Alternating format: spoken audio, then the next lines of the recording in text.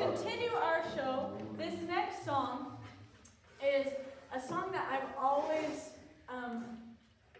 you'll know it, I've always been infatuated with. When I was a little kid, I asked my dad, I was like, Dad, what's that song? And I'm like,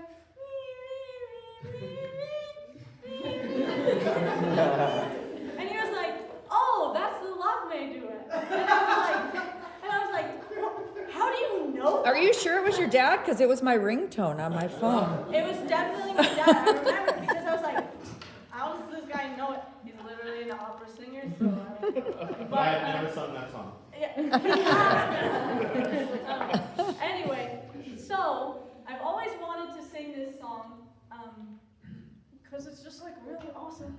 And I thought, who better to sing it with than someone very special to me and dear to my heart, my favorite professor, Dr.